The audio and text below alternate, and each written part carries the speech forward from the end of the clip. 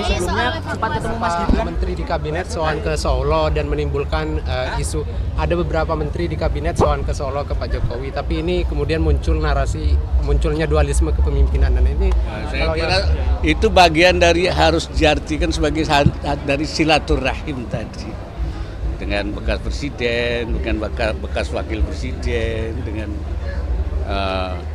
yang lain-lain juga. Ini ancaman nggak jadi ancaman ke kepemimpinan Pak Prabowo nggak? Ya kalau hatinya bersih semua tidak ada ancaman. Hatinya kan dibersihkan dulu. Nggak ada ancaman. Saya kira ini Caimin mengatakan kita akan kalau kemarin itu di bulan Ramadan itu yang kita perbaiki hubungan kita dengan Allah, disambung. Nah sekarang disambung antara kita dengan kita manusia, silaturahim. Nah, ini orang Indonesia paling pintar. Tidak ada di negara lain yang bisa membuat satu cara bersilaturahim yang efektif. Dua, satu halal bihalal. Itu nggak ada di negara lain. Itu untuk bersilaturahim. Kedua, mudik. Mudik itu kan silaturahim. Nggak ada di negara lain. Itu cara kita membangun hubungan silaturahim itu, dan itu terus harus dibangun karena silaturahim itu kan menyambung kembali tali sesama saudara, saudara seagama, saudara sebangsa, dan saudara sesama manusia itu. Rahim itu satu rahim, ya rahim ibu. Jadi semua kita ini dianggap satu rahim ibu, baik sebagai sesama muslim, ukhuwah Islamiyah, sebagai bangsa, ukhuwah wataniyah, bagi sebagai manusia. Karena kita semua dari Bapa yang satu, Ibu yang satu, Adam dan Hawa. Kan sebenarnya saudara semua itu. Saudara. Nah, itu yang harus disambung terus. Karena itu tidak boleh ada konflik. Ya. Tapi jangan hanya formalistik. Hanya ketemu. Kenapa? Karena harus dihilangkan sekatnya, permusuhannya, dendamnya harus hilang. Dari mana itu? Hatinya. Jadi yang harus diperbaiki dalam silaturahim itu membersihkan kembali hatinya.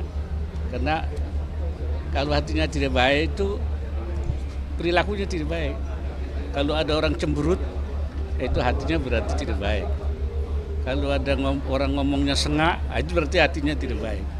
Karena itu kita mulai bersilaturahim, berhalal bihalal dengan membersihkan hati kita. Saya kira itu. Ada suasananya di dalam, mungkin ada wejangan khusus kepada kabinet saat ini. Iya.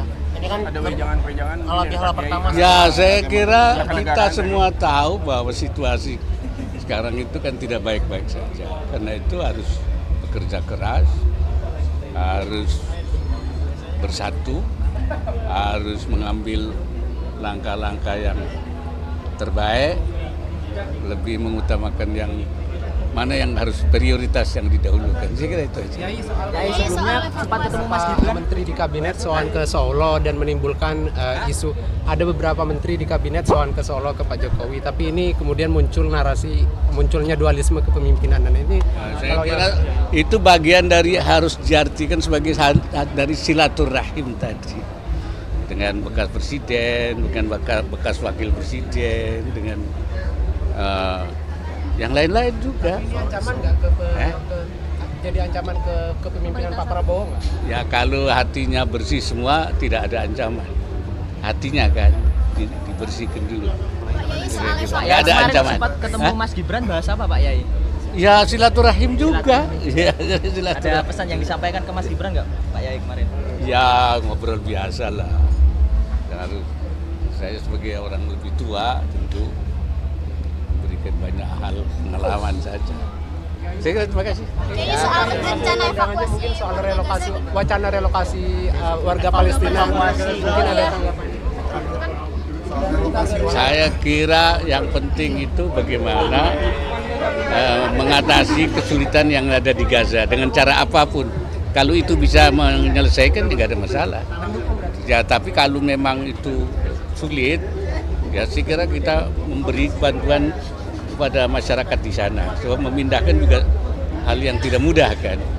Tapi juga membantu di sana juga tidak mudah. Jadi mana yang paling mungkin kita memberi bantuan? Saya kira itu. Ya, alhamdulillah hari ini banyak teman-teman, banyak para kolega, banyak kiai yang berkenan hadir di halal bihalal yang saya dan keluarga laksanakan. Tentu apresiasi, rasa hormat dan terima kasih juga kepada teman-teman semua yang hadir, yang mana halal bihalal ini momentum penting agar menyatukan hati, memaafkan satu dengan yang lain, dan tentu saja mendekatkan tali kekeluargaan dan persaudaraan. Gus, tadi kan Pak Kiai Maruf bilang ini wejangan untuk kabinet sekarang ini untuk mengerjakan hal-hal yang prioritas dulu. Mungkin barangkali ada tanggapan terkait ini. Ya, semua masukan penting ya. Terima kasih. Saya kira kabinet akan terus didorong oleh satu konsolidasi kerjasama, antisipasi dan sinergi untuk mengatasi semua persoalan dengan cepat. Berarti artinya ada sedikit pembahasan tentang kabinet di pertemuan hari ini.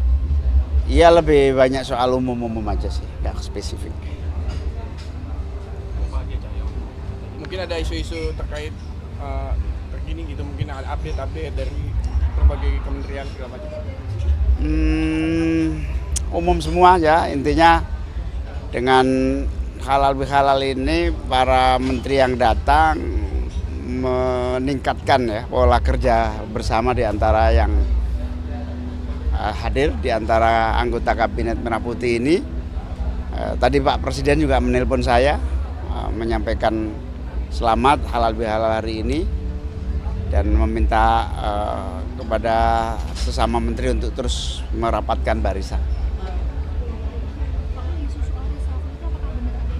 Saya nggak tahu. Ada pesan khusus sih tadi, mungkin kan sempat kontak Pak Presiden Pak. Mungkin Nggak, cuman mengucapkan selamat acara malam hari ini. Iya, beliau tidak bisa hadir. Ya.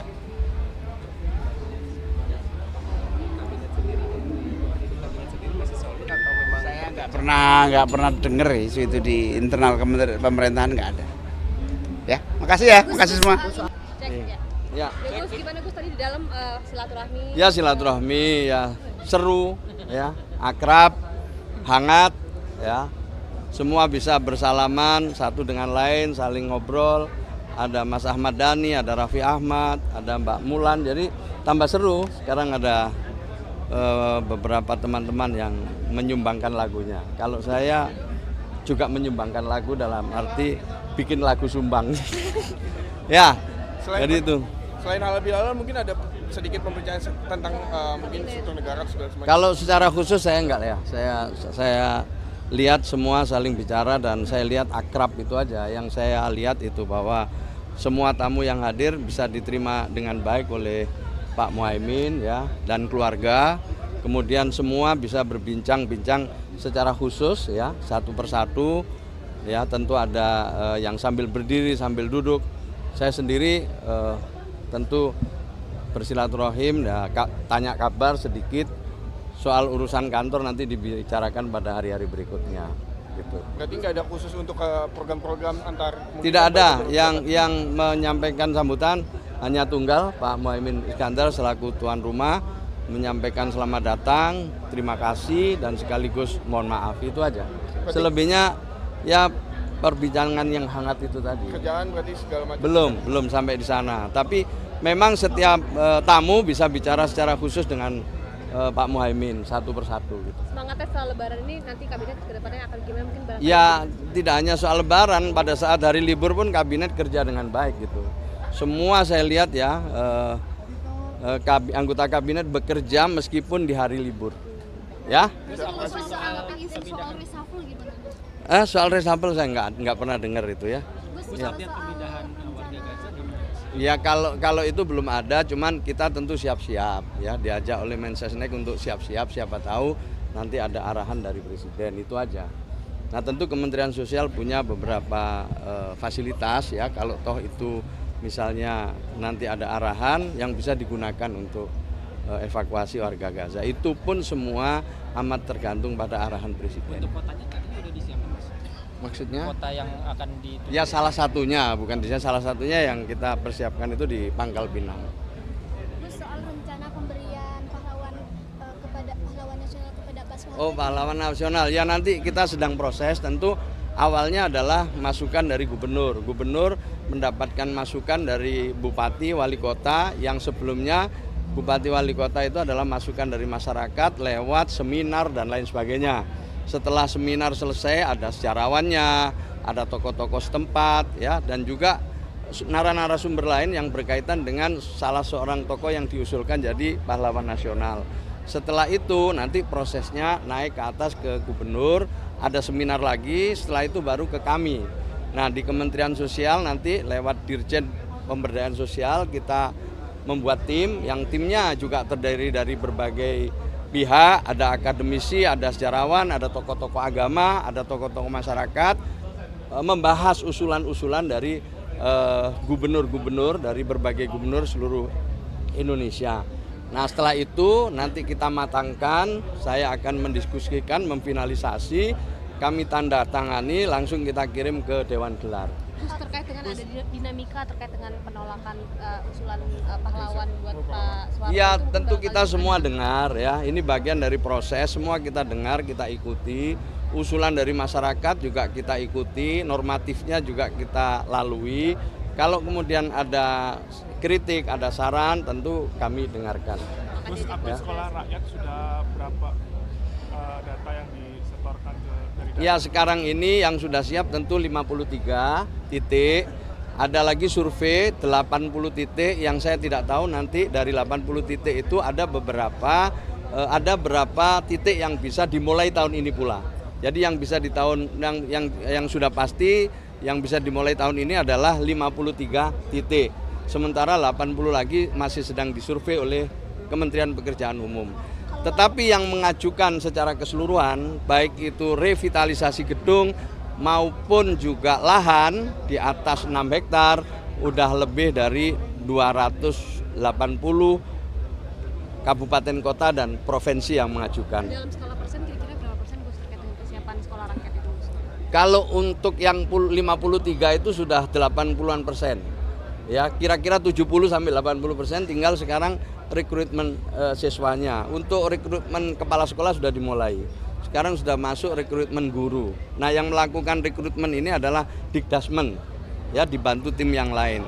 Sementara untuk yang lain-lain kita juga dibantu Kementerian Dalam Negeri juga. Kalau data siswa sudah masuk Gus? Belum. Jadi data siswa itu nanti semuanya harus masuk di DTSen Desil 1 atau juga paling tidak Desil 2. Jadi Desil 1 dulu, karena di Desil 1 itu ada yang miskin ekstrim.